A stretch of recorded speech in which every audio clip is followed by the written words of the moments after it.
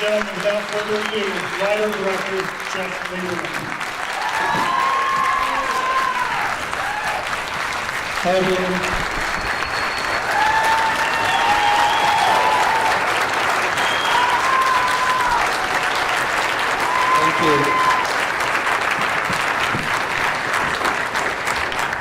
Thank you very much. That means a lot. First of all, happy birthday to Nina. It's her birthday today, and it's such a momentous occasion to be able to show this film in Tryon, her hometown, on her birthday. 3 years ago, I came to Tryon. I contacted Chris Armbrust about the idea of a Nina Simone documentary, and I came here and was so warmly welcomed and received, and he introduced me to all the amazing people you saw in the film, Jim Jackson and James Payne, and so many others who shared in Garland, who shared the stories of Nina's childhood here in Tryon and how it really shaped this amazing artist and genius that came out of this town. And you know, obviously she's a complicated person to love, but she's given a lot of amazing music and political messages to the world, and it's a great thing that you're recognizing her here in Tryon, especially with the statue, which I think is so beautiful. So I'm happy to take any questions that anyone has and tell you anything I can about making the film or about Nina, the process.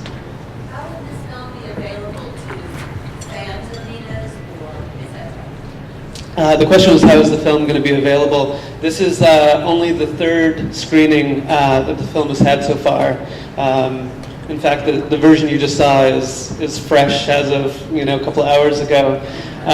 So it's still ongoing, but we just premiered the film at a festival in the south of France where Nina was very much beloved, as you know, and I'm waiting to hear from a few other festivals about screening the film there, where it'll hopefully get distribution and hopefully be in theaters and on DVD and streaming and on demand and that kind of thing. But the website, AmazingNina.com, will be able to keep you up to date, and there's an email list if you're interested in that, and Facebook and the rest of it too. So consider yourself lucky that you're part of one of the very first screenings, and hopefully it'll come back for a longer time and try to. And thank you very much to Bo and the Polk County Film Initiative for making this happen, and to Chris as well for bringing the film back here. Yes? So the question was, how did I come about making the film? I had been a fan of Nina's since I was a teenager. I discovered her music in a record store. I grew up in Vancouver, Canada, and I had been a fan of Ella and Billie Holiday, and I bought one of those compilation discs that included several different artists, and Nina's music just sort of spoke to me, and I was really fascinated by her. I felt like I didn't understand her, but there was something very powerful and something that gives you goosebumps, and the idea of a documentary always was sort of in the back of my head. And I had come down to South Carolina to show my previous film, which was about Jews in Nigeria. And when I realized how close Tryon was to Charleston, I reached out to Chris and thought about coming to visit and seeing what would happen. And the film just sort of snowballed from this visit. And Nina's brothers and family really embraced the idea, and I was sort of supported, to keep going with uncovering more of the truth. Thank you. Yes? Are you in touch with her? Yeah, so the question was about Nina's daughter, Lisa, who I did communicate with in the beginning of the film to see if she would like to be involved, and as I mentioned in the film, she chose not to, but hopefully she'll see the film and recognize that, it's a loving tribute to her mother and an attempt to tell the full story of Nina, with all the beautiful and complicated parts of it. Tell them we want them to come back to Tryon. Okay. We'll get Lisa back. I heard she performed here too recently, not too long ago, and she was great. Yeah. most surprising thing you learned about Nina and her story? The most surprising thing, it's tough to say. One thing that stood out for me most in the interviews I did was this idea that she was rejected by the Curtis School of Music based on her race, and that's a very strong possibility. But I was sort of taken by the idea that her gender, being a woman, might have had a significant part of it too. And I think we tend to maybe overlook that when we talk about her story, that being a woman was a big part of the hurdles that she was trying to overcome in the black community and in the white community. And at that time, there weren't a lot of women having successful classical music careers. So that to me was kind of an interesting thing. I sort of would have, if there was one question I would have liked to have asked Nina, was that, would that have changed how she looked at the world?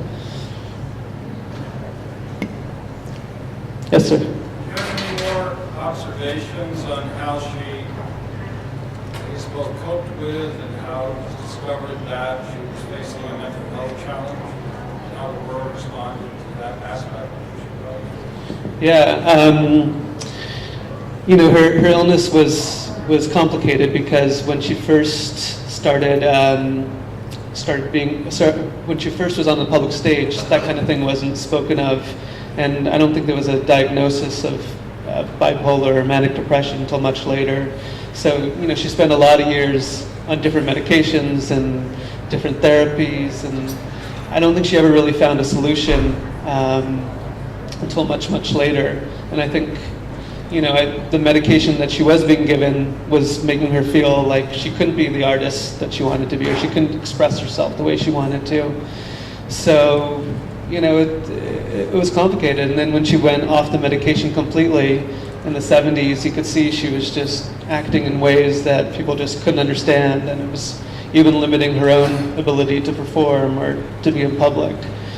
So I wanted to tell that story and sort of demystify the myths that she was crazy or she was an alcoholic or she was on drugs. People love to tell me stories about how they saw her on stage and she was drunk. And I don't think that she might have been, drunk at times, but I don't think that was really the case for the most part. I think she was really suffering from this illness and it could snap. And one person could be chatting in the audience or someone could laugh and it would set her off in a completely different way and it would just ruin the whole concert. And people misinterpreted the illness as multiple personalities and, it's such a complicated thing to know, and there'll be unsolved questions regarding it, but hopefully got a little bit closer. Yes? I was wondering if her sister, Frances,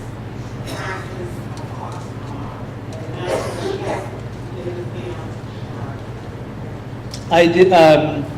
I believe I reached out to Frances, but I never quite made the connection with her. And when I had met Carol Wayman and Sam Wayman and John Irvin, I sort of felt like I had a bit more of the family already represented in the film.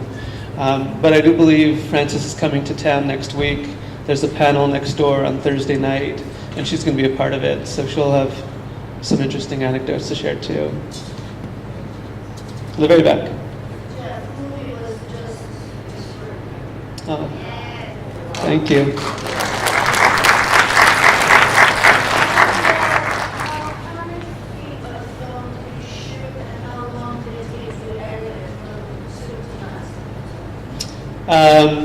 God, feet is such a term I can't even comprehend in my head anymore because everything is digital. But I shot over 80 interviews, and I traveled through a lot of the East Coast, North Carolina to California, through several countries in Europe, Israel.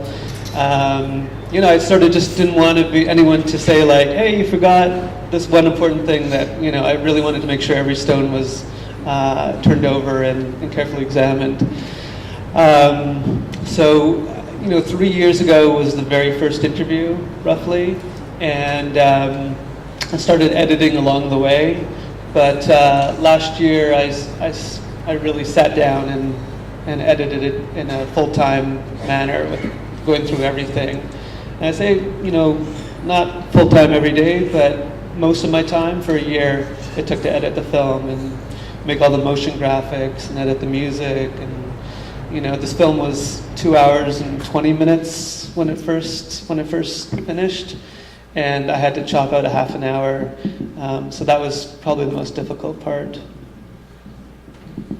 Yeah. You have a tremendous amount of news clippings and archival.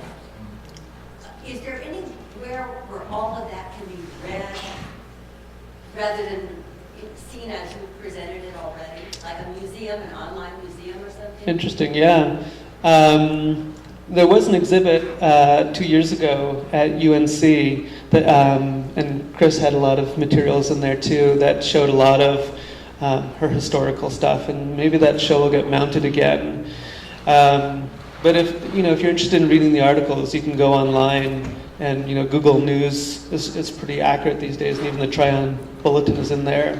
And if you put in Nina Simone and have the time and patience, you can go through a lot of articles and read stuff. But maybe I'll think about putting some stuff on my website too, for people who want to read a little more deeply into it. Yes, Jim. Jim Jackson, who was in the film and was one of Mrs. Maggie's students. But He did. I know that she's received a lot of criticism here within the black community of not paying much attention to the black community. And they point out that when she came back to her mother's funeral, that she came in a chauffeured car. Yes. And she did not spend any time with any people here. And I just wonder if you or anybody else could speak to this. I did not realize that apparently she was a very, very sick person herself. Yes. Right? Yeah, so many of you might have known Mary Kate Wayman, who lived here until, 99. And Fred Counts, who I'm very sad wasn't able to see didn't live to see the finished film, shared that he saw Nina on that day that she came back for her mother's funeral. And I think it's somewhat complicated in that celebrities get into a lifestyle where they're protected from the rest of the world, and even if they're not protecting themselves, the people around them feel like they have to protect them from the outside world. But Fred, shared with me a story that he, knocked on the door of the car, and someone stopped him from trying to reach Nina. But Nina let him into the car, and they sat down and they talked, and they hadn't seen each other in a good 50 years or so. And they had this really nice moment of sort of reconnecting. But she was also dealing with her own illness at the time, and I think it was just complicated for her. But nice that she also came back, and hopefully if she was still alive today, she would be back here today with us. What's your favorite song? My favorite song didn't make it into the film, only because it didn't really fit thematically with the story, but it's Wild as the Wind, which is such a beautiful, beautiful song. One more question, Jeff.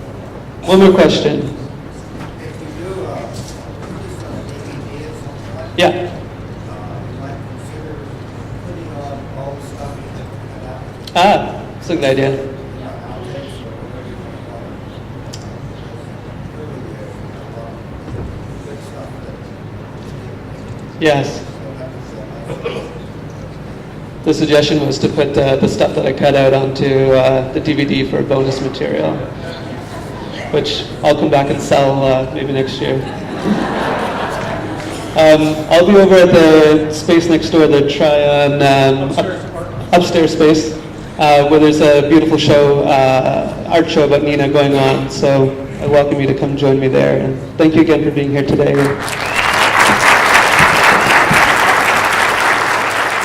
One more time for Jeff Lieberman.